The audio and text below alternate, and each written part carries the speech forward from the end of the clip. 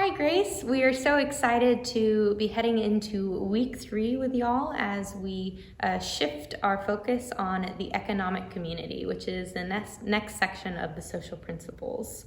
So for us, as we prepare ourselves to have this conversation about so many different topics, we really are trying to figure out what God might be calling us in our own economic lives, and then also what that might mean for us as a collective.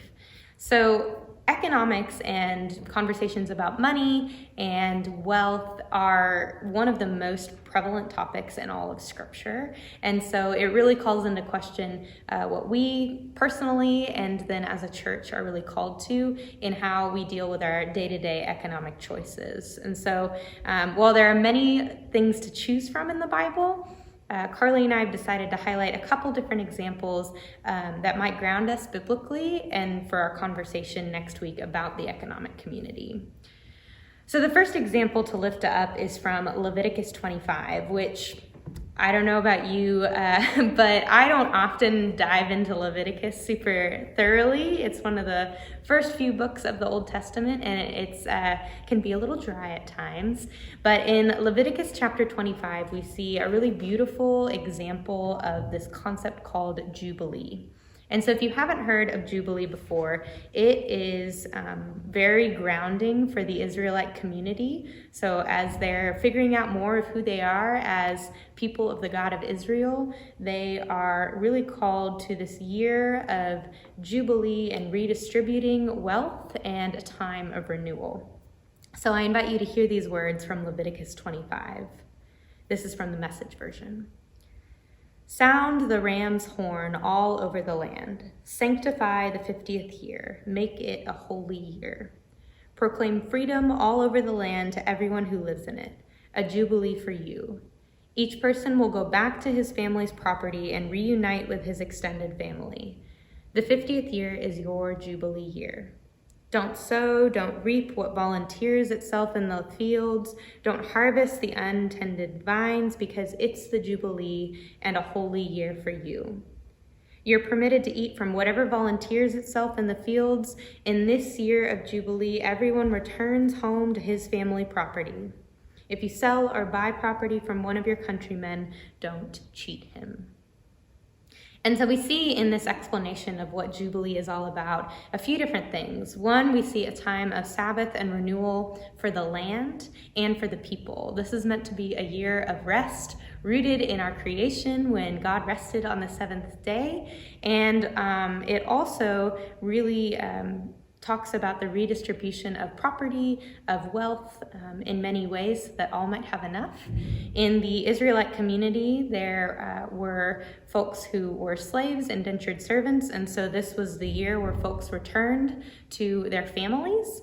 And it is also a time where you are to take from the land what it volunteers rather than reaping and sowing and tilling. And so it's a really interesting conversation for us to really engage with as a society that does not often emphasize Sabbath or renewal, and really calls into question some of our economic practices and how we might be a people of redistribution here and now.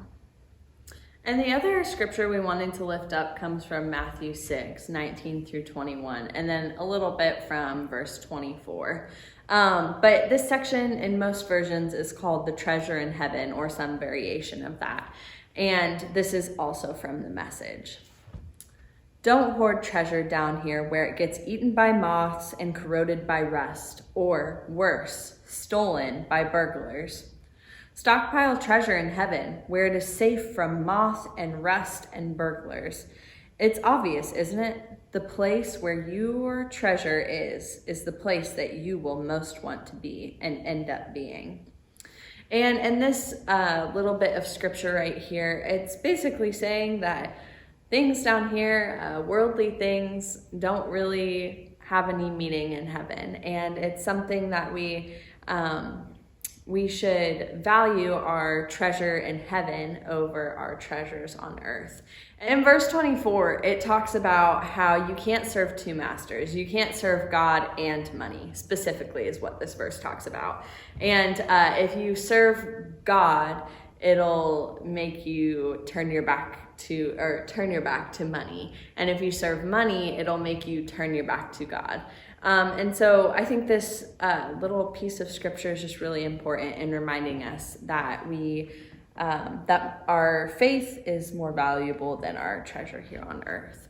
And then just like the last section that we looked at, there's 2 subsections in this part of the social principles. And so the first section is economic challenges, and we'll talk about topics like globalization, income inequality, and poverty.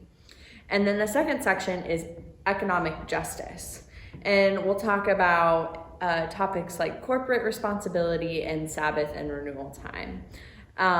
And like we did last week, we'll get into our breakout groups, probably different groups than we talked in last week, and just kind of chat about these topics and dive into them a little bit deeper.